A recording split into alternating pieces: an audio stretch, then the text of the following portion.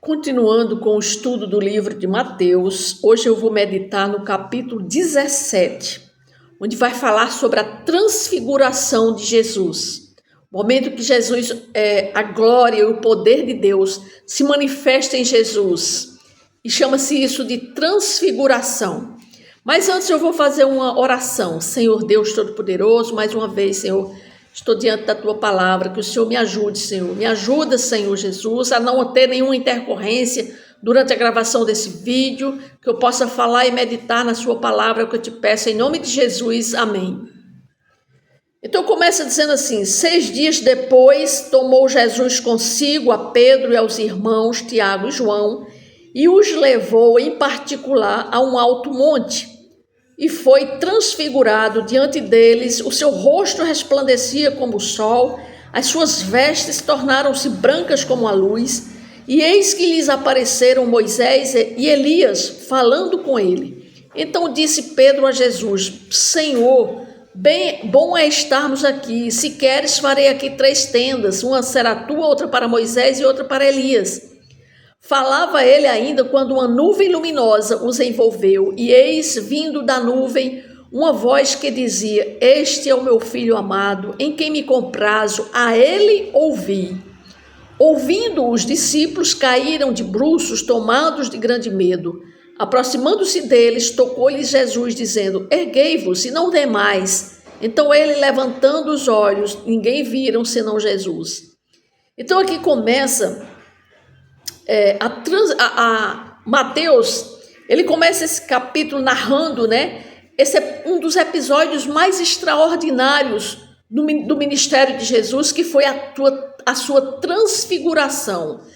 6 dias após a confissão de Pedro, né, que nós vimos lá no capítulo 16, Jesus leva Pedro, Tiago e João para um monte, em particular a um alto monte. Esse monte acredita-se que seja o Monte Hermon ou o Monte Tabor, que eram montes que ficavam próximos à Galileia. E ali ocorre a transfiguração de Jesus. Ali Jesus foi transfigurado diante deles, né? Diz que sua face brilhou, suas vestes tornaram-se brancas e seu rosto resplandecia como o sol, como a luz. Ou seja, ali, né, houve uma transformação. Jesus, ele se mostrou.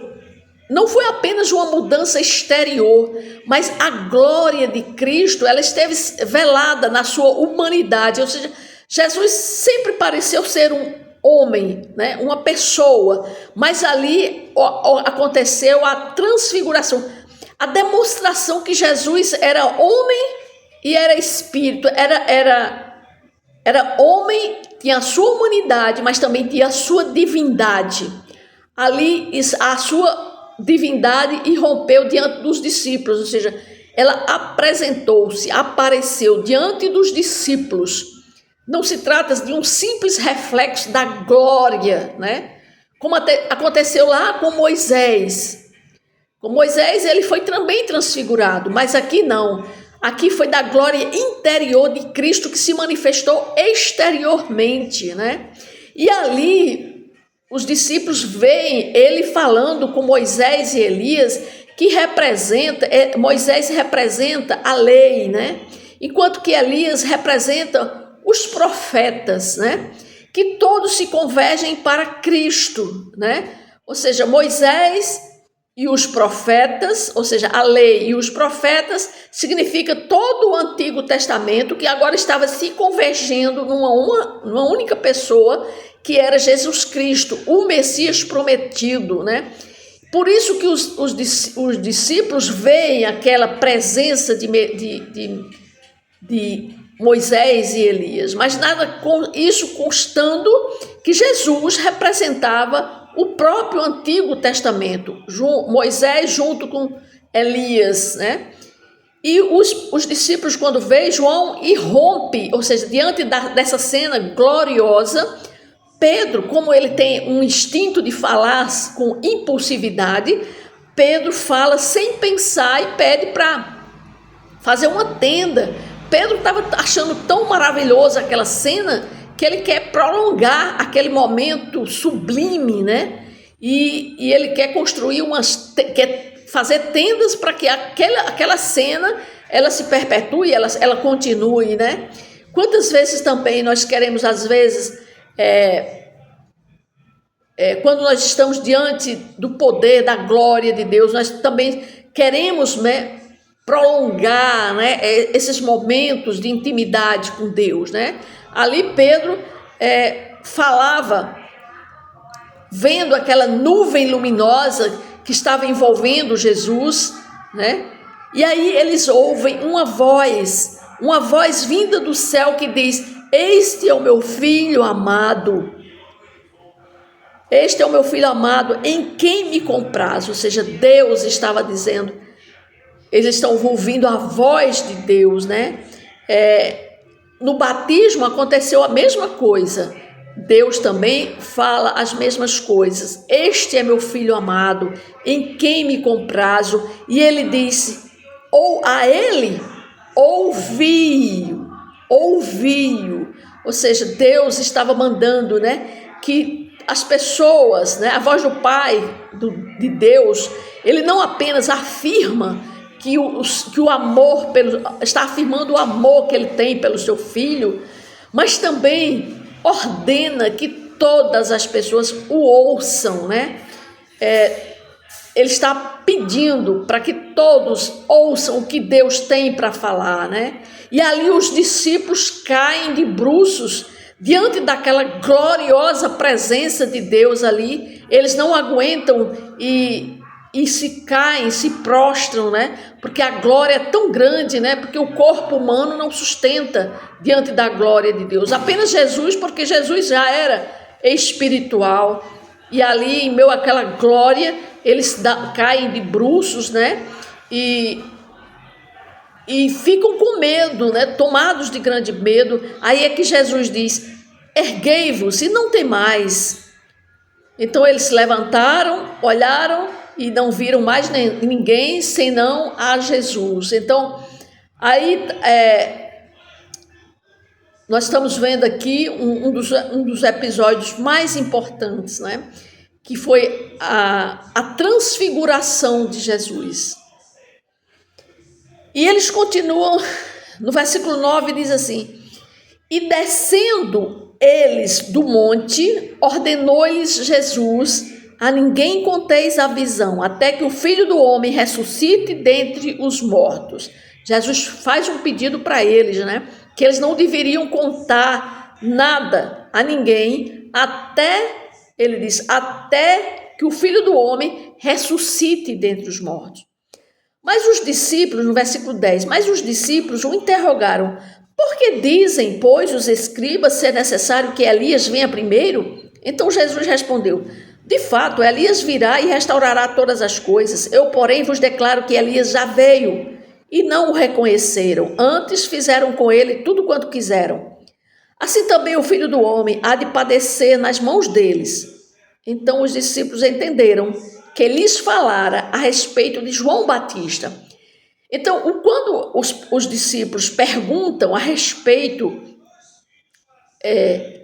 por que Elias veio, né, antes do Messias, então Jesus agora vai dizer para eles que o Elias, ele já veio na voz de um profeta chamado João Batista. É como se Jesus estivesse respondendo para eles, né? Porque os discípulos interrogam: por que dizem, pois, os escribas é necessário que Elias venha primeiro? Isso eles referem a uma profecia que estava lá em Malaquias 4:5, né? Que diz que João Batista não era Elias literal, mas era o cumprimento dessa profecia de Malaquias, que o profeta iria preparar o caminho do Senhor, que no caso seria João Batista, mas eles achavam que eram Elias. Então aí Jesus diz: ele já veio e fizeram com ele tudo quanto quiseram, ou seja, mataram ele, assim como também ele iria padecer, né? Ou seja, os líderes rejeitaram João, assim como iriam rejeitar o próprio Cristo, né? João foi preso e foi morto, e Herodes e Jesus também sofreria nas mãos dos homens. Então essa conexão entre Elias, João Batista e o sofrimento de Jesus mostra que o reino de Deus não viria primeiro com glória, mas com dor, né? O caminho do Messias, ele iria passar pela cruz. Era isso que Jesus já estava dizendo aqui para os discípulos. Aí no versículo 14 diz assim: e quando chegaram junto da multidão, aproximou-se dele um homem que se ajoelhou e disse: Senhor, compadece-te de meu filho, porque é lunático e sofre muito, pois muitas vezes cai no fogo e outras vezes na água. Apresentei ele aos seus discípulos, mas eles não puderam curá-lo. Jesus exclamou: ó geração incrédula e perversa, até quando estarei convosco? Até quando vos sofrerei? Trazei-me aqui o menino. E Jesus repreendeu o demônio, e este saiu do menino, e desde aquela hora ficou o menino curado. Então os discípulos, aproximando-se de Jesus, perguntaram em particular: por que motivo não podemos nós expulsá-lo? E ele lhes respondeu: por causa da pequenez da vossa fé. Pois em verdade vos digo que se tiverdes fé como um grão de mostarda, direis a este monte: passa daqui para acolá, e ele passará. Nada vos será impossível. Mas esta casta não se expele senão por meio de oração e jejum. Então aqui, Jesus agora vai falar a respeito, né? Quando eles descem do monte, né? Do Monte Hermon, do Monte Tabor, eles descem e Jesus encontra um cenário caótico. Eles encontram um pai desesperado, um homem se ajoelha diante dele. Aquele homem estava desesperado. Por quê? Porque ele estava trazendo o seu filho lunático. Na verdade, o filho, ele estava endemoniado, né? Esse menino, ele estava sob uma forte influência demoníaca, com sintomas semelhantes à epilepsia. E o homem diz para ele, né, que ele tinha apresentado o filho dele para os discípulos, mas os discípulos não puderam curá-lo. E aí, diante disso, Jesus exclama: ô geração incrédula, ô geração perversa, até quando estarei com vocês? Essa repreensão, Jesus dirige não só aos discípulos, mas também ao povo e aos líderes incrédulos, porque Jesus está lamentando que geração incrédula, mas principalmente para os discípulos que já conheciam Jesus.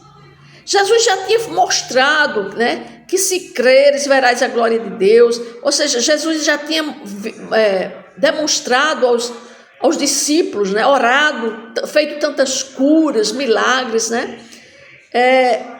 Mas Jesus agora vai questionar a fé daqueles discípulos. Embora que Jesus diz, a própria palavra diz, que essa casta de demônios, quando uma pessoa está endemoniada com uma casta de demônios, ou seja, com muitos demônios, ou seja, uma possessão demoníaca sobre ela, a pessoa só tem autoridade para expulsar se a pessoa estiver em jejum e em oração. Ou seja, se aquela pessoa estiver consagrada a Deus, né? Aí sim vai ter poder e autoridade para expulsar essa casta de demônio. E aí Jesus, ele questiona esses discípulos, mas também com relação à fé, né? Porque aí ele vai questionar a fé dos discípulos. Jesus diz: por que a fé de vocês é pequena? Claro que os discípulos possuíam fé, mas a fé deles estava enfraquecida, estava diluída, né? Muitas vezes os apóstolos, os discípulos, eles enfrentavam as dúvidas ainda, mesmo estando diante de Jesus ali, vendo os milagres, estando na presença de Jesus, mas os discípulos, eles estavam ainda com dúvida. A fé dos discípulos era real, mas não o suficiente vigorosa para lidar o desafio de uma expulsão de uma casta de demônios. E Jesus vem ilustrar que o poder da fé pode ser visto como um grão de mostarda. Ele faz uma metáfora, que uma fé pequena, mas se for genuína e perseverante, ela pode realizar o impossível. Ou seja, aqui o mover montanhas que Jesus fala é um sentido figurado. É para indicar que nada está fora do alcance da fé daquela pessoa que se apega ao Deus Todo-Poderoso, daquela pessoa que está alinhada com Deus. Ela tem fé para transpor qualquer adversidade. Aqui também nós vemos que no versículo 21 ele diz que essa casta não se espere senão por meio de oração e jejum. Lá em Marcos também, 9:29, ele diz também que é preciso a oração e o jejum, indicando uma necessidade profunda da dependência de Deus, mas de uma intimidade real com o Senhor para poder expulsar demônios. É isso que Jesus nos mostra, né? Que para a gente estar, quando nós estivermos diante de uma dificuldade, diante de alguém que esteja possesso por algum demônio, é necessário, nós não podemos enfrentar esse demônio se nós não estivermos em jejum e oração e cheio do poder de Deus para dizer com autoridade para expulsar estes demônios. Por quê? Porque se nós não estivermos com esse poder de Deus em jejum e oração para expulsar essa legião de demônios que às vezes está numa pessoa, se a gente não tiver com essa autoridade e a gente for inventar de falar repreendendo aquele demônio, o demônio vai vir contra nós. Então nós temos que estarmos seguros, convictos, com a fé inabalável, andando na presença de Jesus e com jejum e oração para dizer, para falar: eu te expulso em nome de Jesus, e aquela caixa de demônios e aquela pessoa que está possessa com aquele demônio, ela cair, né, e os demônios saírem de dentro dela. Então, é isso que a palavra de Deus ela nos está falando, né, mostrando. Aí no versículo 22 diz assim: reunidos eles na Galileia, disse-lhes Jesus: o Filho do Homem está para ser entregue nas mãos dos homens, e estes o matarão, mas ao terceiro dia ressuscitará. Então os discípulos se entristeceram grandemente. No versículo 24 diz assim: tendo eles chegado a Cafarnaum, dirigiram-se a Pedro os que cobravam o imposto das 2 dracmas e perguntaram: não paga o vosso mestre as 2 dracmas? Sim, respondeu ele. Ao entrar Pedro em casa, Jesus lhe antecipou, dizendo: Simão, que te parece? De quem cobram os reis da terra impostos ou tributos dos seus filhos ou dos estranhos? Respondendo Pedro: dos estranhos. Jesus lhe disse: logo estão isentos os filhos, mas para que não os escandalizemos, vai ao mar, lança o anzol e o primeiro peixe que fisgar, tira-o, e abrindo-lhe a boca, acharás um estáter, toma-o e entrega-os por mim e por ti. Então aqui nós vimos que Jesus fez uma atividade, na verdade, quando eles chegaram a Cafarnaum, dirigiram-se a Pedro, os que cobravam impostos, ou seja, foram cobrar impostos a Pedro de 2 dracmas. Essas 2 dracmas era porque naquela época, entre os judeus, cada pessoa tinha que pagar um imposto anual para o templo, e tal imposto era de 2 dracmas, aproximadamente 2 denários, né? Ou seja, o salário de 2 dias de um camponês naquela época. Era isso, 2 dracmas. Então, quando os cobradores de impostos cobram a Pedro, aí Jesus e perguntaram: não paga o imposto o vosso mestre? Os cobradores perguntaram: por que Jesus não paga impostos, né? Então, ao entrar Pedro em casa, Jesus lhe antecipa e pergunta, e faz essa pergunta, né? Aí Jesus diz: logo então, mas para que não os escandalizemos, ou seja, Jesus faz uma pergunta a Pedro, de quem paga os impostos, né? Ou seja, Jesus ali era um estranho e ele disse que ele tinha que também pagar imposto. Então o que Jesus faz? Manda Pedro abrir a boca de um peixe, fisgar um peixe e tirar a dracma que estava na boca do peixe. E que ele fosse e pagasse o imposto por ele, por Pedro e por Jesus. Então, Jesus ele cumpriu uma atividade, uma questão terrena, né? Uma questão dos impostos, dos tributos, né? Ele diz, em outra parte da palavra de Deus, ele diz: dai a César o que é de César e a Deus o que é de Deus. Então, Deus está mandando fazer a sua parte, pagar o imposto. Assim, ele também pagou esse imposto, né? Então, foi isso que nós vimos aqui no capítulo 17. O que nós aprendemos no capítulo 17 foi a respeito da transfiguração de Jesus, né? Onde nós vimos ali que ele recebeu até a presença de Moisés e Elias, que apontavam como Jesus era o representante da lei e também dos profetas. E Moisés e Elias representavam justamente isso, né? E Jesus mostra e vê ali, ocorre aquela glória que aparece, né, sobre Jesus, né, e Deus ordena que ele era o Filho amado de Deus e que todos o obedecessem, que todos o ouvissem, né? Era isso que Deus estava mandando que os apóstolos fizessem, né?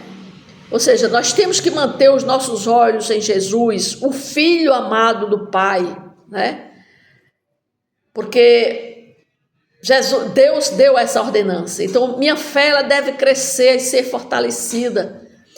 Jesus também diz, né, que ele fala a respeito da importância da fé. Se a minha fé for do tamanho de um grão de mostarda, o que eu pedir a Deus vai se realizar. Ou seja, as montanhas só se movem quando minha confiança está no Senhor e não em mim. Ou seja, as montanhas significam os problemas, todas as adversidades na nossa vida.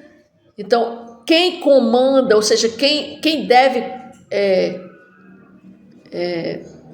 pedir para a montanha se mover, sou eu, mas com a minha fé. A minha fé é que tem que estar inabalável. E a minha fé, se for do tamanho de um grão de mostarda, eu posso dizer: passa daqui para ali e aquela montanha vai sair. Que montanha é essa? Pode ser qualquer problema. Pode ser uma doença, pode ser uma adversidade, uma dificuldade financeira. Tudo na nossa vida, qualquer problema pode significar uma montanha. Mas se a nossa fé for do tamanho desse grão de mostarda, a minha confiança no Senhor vai prevalecer e aquela montanha vai desaparecer, né? Então é isso que nós aprendemos aqui, né? Que Jesus, assim como os discípulos, nós somos ouvidos a ouvir o Filho de Deus, né? Confiar nele, perseverar nele, certo de que a glória revelada naquele monte para os seus discípulos também será revelada para mim e para você que está me vendo e ouvindo esse vídeo. Nenhuma dificuldade, nenhuma montanha na sua vida pode prevalecer. Basta você confiar em Deus e ter fé. A palavra de Deus diz: sem fé é impossível agradar a Deus. Então, que nós tenhamos fé para mover todas as montanhas, todos os empecilhos, tudo aquilo que possa vir na nossa vida. Se nós tivermos fé do tamanho de um grão de mostarda, nós iremos ser vitoriosos, nós iremos ter resultado na nossa fé, naquilo que nós pedimos a Deus. Amém?